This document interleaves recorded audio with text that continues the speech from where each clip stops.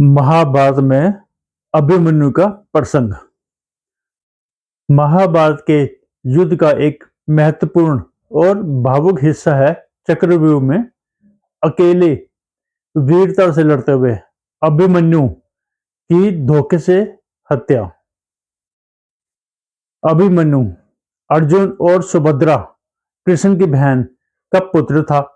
वो अपने पिता अर्जुन की तरह जन्म से एक शक्तिशाली और वीर योद्धा के रूप में अपनी पहचान बनाने में सफल हुआ।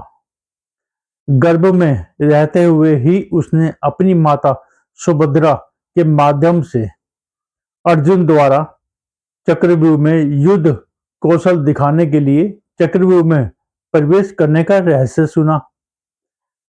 क्योंकि अर्जुन ने सुभद्रा को चक्रव्यूह की जानकारी दी थी जब उन्होंने चक्रव्यूह से बाहर निकलने का रास्ता बता रहे थे।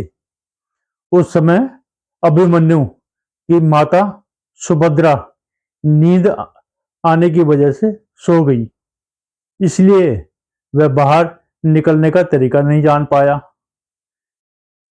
चक्रव्यूह में प्रवेश।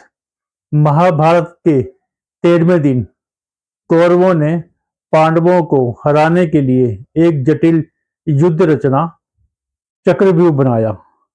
अभिमन्यु ने कौरवों से युद्ध लड़ते हुए चक्रव्यूह में प्रवेश किया और बहादुरी से लड़ते हुए कई कौरव योद्धाओं को मार गिराया। जब अभिमन्यु चक्रव्यूह के छठे चरण में पहुंचा तब वह बाहर निकलने का तरीका न जानने के कारण उसमें फंस गया। जयद्रथ, जो सिंधु देश का राजा था, ने कौरवों के साथ हुए एक समझौते के कारण सूर्यास्त से पहले अर्जुन को चक्रव्यूह में से बाहर निकलने से रोक दिया था। इस बीच अन्य कौरव योद्धाओं ने अकेले अभिमन्यु को घेर लिया और उसे अकेला पाकर नियम के विरुद्ध उस पर हमला कर दिया। अभिमन्यु ने फिर भी हिम्मत नहीं हारी, अंत तक कौरवों से लड़ता रहा, लेकिन संख्या में अधिक और धोखे से किए गए हमले के कारण वह वीरता से लड़ते हुए शहीद हो गया। उसकी मृत्यु पांडवों, खासकर अर्जुन के लिए बहुत दुखदायक थी। क्योंकि चक्रव्यूह में जयद्रथ द्वारा अभिमन्यु की मृत्यु हुई थी, क्योंकि जयद्रथ ने अभिमन्यु को बाहर निकलने से रोक दिया और अन्य कौरव योद्धाओं को उस अकेले पर हमला करने का मौका दिया। जयद्रथ का यह धोखा अभिमन्यु की मृत्यु का कारण बना।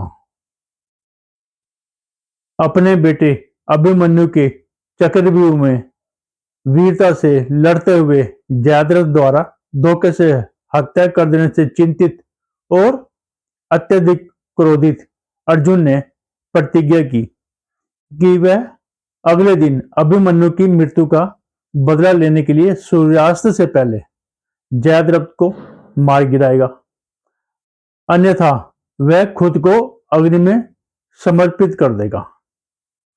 अर्जुन ने अगले दिन जयद्रथ को मारने के लिए पूरी तैयारी की।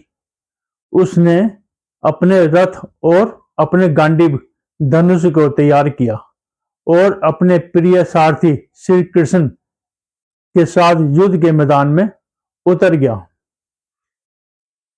श्री कृष्ण की भूमिका।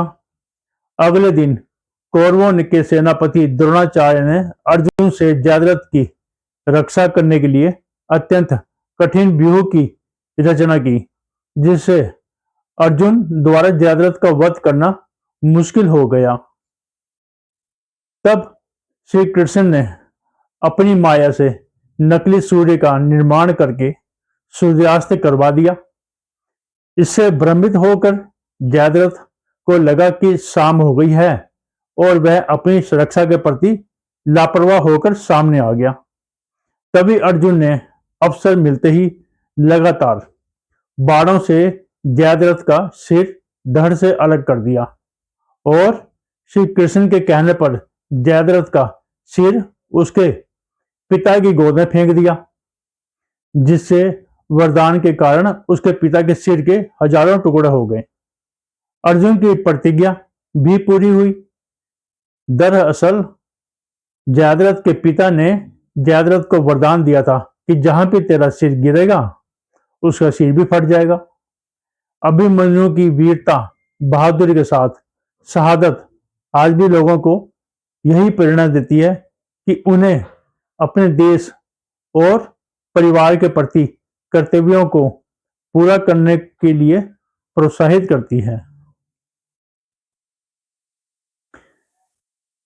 नोट: ऐसी ही पौराणिक कथाओं के लिए हमारे YouTube चैनल को सब्सक्राइब, लाइक और अपने मित्रजनों को शेयर करें।